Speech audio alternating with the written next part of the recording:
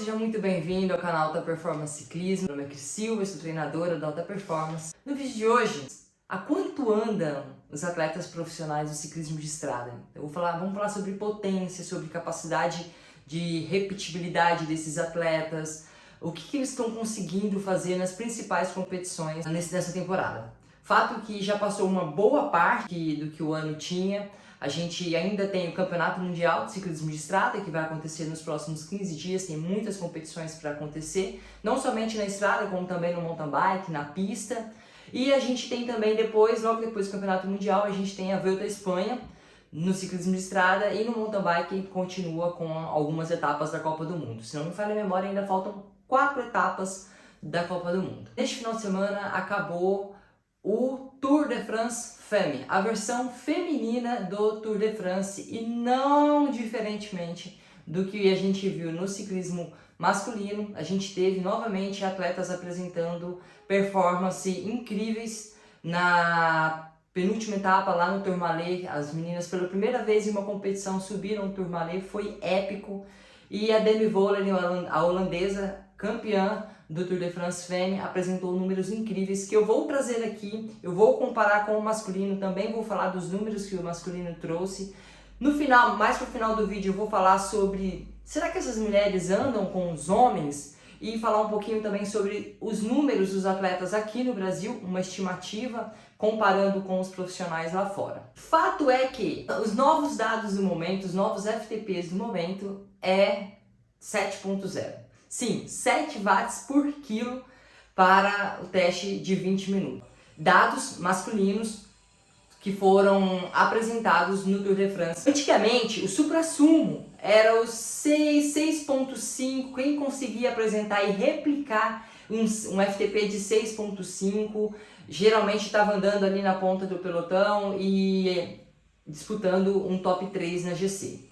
Hoje é o 7.0, e esses números eles se tornam ainda mais incríveis, porque não é apenas você apresentar um número, é a eficiência que você tem em pedalar naquela intensidade.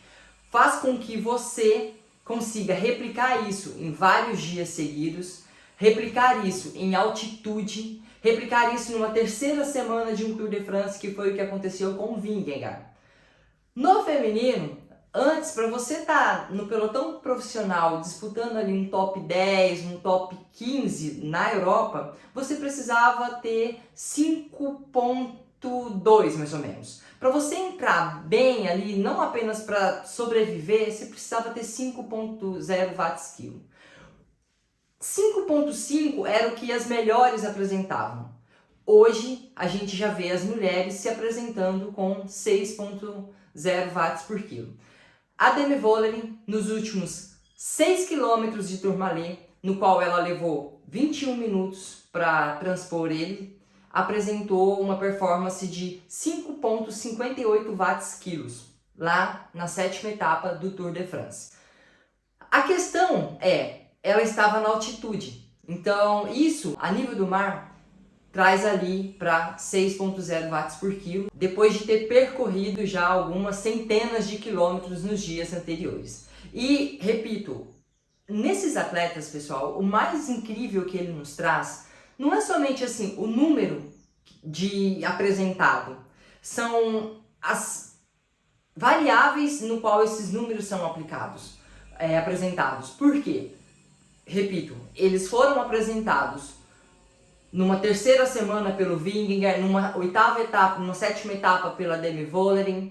A gente também vê sendo números atingidos, alcançados com altitude, e várias vezes, principalmente no masculino, que o Tour de France tem 21 etapas, então foram apresentados várias vezes, mais de uma vez pelo Jonas Vingegaard. E aí tem a questão assim, você vê o atleta, alguns profissionais, ficando um pouco para trás. E aí as pessoas falam assim, ah, mas fulano tá caindo de performance. Às vezes não. Às vezes ele consegue manter aquilo. Só que tá todo mundo evoluindo. E o sarrafo tá cada vez mais alto. E para quem chega, ele já tem que chegar num nível que aquele sarrafo tá muito alto. Se ele não conseguir chegar no mínimo possível, ele já está fora do jogo. Isso vai elevando cada vez mais a performance desses atletas. Porque a gente sabe que o ambiente influencia muito no desenvolvimento. Aqui no Brasil, a gente tem atletas no masculino com FTP muito bons. Uma coisa bem legal que eu achei até foi o Nicolas César, é um atleta brasileiro que ele compete há muitos anos na Europa e ele veio correr o Campeonato Brasileiro esse ano. Ele ficou bem feliz com o que ele viu aqui, ele corre provas no pelotão profissional lá da Europa, no pelotão profissional, não no pelotão World Tour, tá? E ele disse que nós temos atletas aqui que têm capacidade para estar correndo, mais atletas, né, além dele, por exemplo, o Vinícius Rangel, que tem capacidade de estar dentro do pelotão profissional na Europa. E tem mesmo, nós temos muitos atletas aqui que têm números muito bons. Só que alguns desses já foram e muitas vezes não conseguem, o que eu falei anteriormente de algumas questões que influenciam nesse caramba, como esses números são altos, às vezes eles não conseguem replicar tanto esses números e também não conseguem replicar eles, por exemplo, no final de uma etapa de 200 km. Né? A forma como você consegue atingir esses números é o que muitas vezes diferencia um atleta de outro. Nós temos também atletas com um FTP próximo ali dos 5.0 watts-quilos. Algumas poucas atletas. Eu diria que a gente é mais realista um FTP feminino aqui no Brasil na casa de 4.5 a 4.8 watts-quilo, tá? Mas a gente tem algumas atletas em desenvolvimento. A principal referência que nós temos hoje no Brasil é a Tota Magalhães, atleta do Rio de Janeiro, que corre na equipe Biscaia.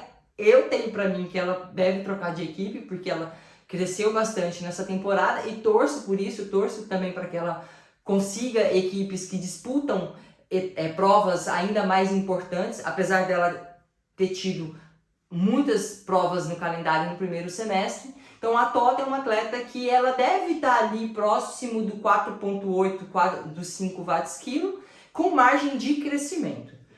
Aí vem a questão assim, será que essas mulheres, vamos comparar, vamos voltar agora para o pelotão profissional. Será que essas mulheres, elas conseguem andar com os homens? E olha, tem muitas mulheres que sim, elas conseguem até terminar provas ali no pelotão World Tour, mas sem muitas possibilidades de resultados. Precisamos entender que um resultado ou que existem várias outras capacidades que influenciam na performance dos atletas. O que eu estou trazendo aqui para vocês é o FTP deles. O FTP é um dos preditores de desempenho de qualquer atleta, na verdade. A gente pode incluir outros aí como o VO2 máximo, capacidade oxidativa, eficiência de movimento. Isso também influencia no nosso desempenho. E ainda tem mais algumas questões, que é a capacidade de você repetir esforços. O homem, como ele tem um nível de testosterona mais alto, já naturalmente faz com que o VO2 dele seja uma porcentagem mais alta. Às vezes o FTP dele, ele atinge o FTP dele uma porcentagem maior com relação ao VO2 da mulher. Então tem muitas coisas que influenciam aí na forma como esses números são alcançados, né? Mas também na possibilidade da mulher atleta conseguir replicar várias vezes esses números dentro de um único dia. Às vezes ela consegue uma, duas vezes e aí já não consegue mais porque a sua capacidade de recuperação entre os esforços não é tão grande. Mas eu repito, a gente tem muitas mulheres profissionais que conseguem sim terminar provas no pelotão profissional, no pelotão World Tour lá na Europa. Mas o fato delas terem, por exemplo, um FTP aproximado de um top 30 não garante que ela vai conseguir terminar as corridas num top 30. Vamos usar aí um exemplo, se a corrida for para um sprint, onde conta a potência absoluta e não a potência relativa. Então a mulher vai sentir um pouco mais para gerar uma potência muito alta por um curto espaço de tempo para um sprint. Na montanha, a mesma coisa. No final ali, pode ser que ela não consiga atingir ou manter esses números. E aí, assim, esses números, por mais impressionantes que eles sejam, eu já trouxe aqui recentemente um vídeo falando com vocês sobre o porquê que vem acontecendo esses números sendo cada vez mais altos nesses eventos grandes. Óbvio, né?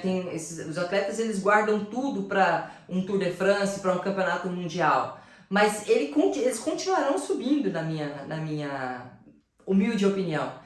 Porque, devido a todos os fatores que eu pontuei no outro vídeo, o avanço da tecnologia, o avanço da ciência do esporte, o avanço da medicina, o avanço do treinamento esportivo, o avanço das condições de trabalho para esses atletas. E quando a gente pega ainda o feminino, o ciclismo feminino ele vem recebendo mais apoio há 3, 4 anos atrás. Até 3, 4 anos atrás, o ciclismo feminino ele era meio, sabe...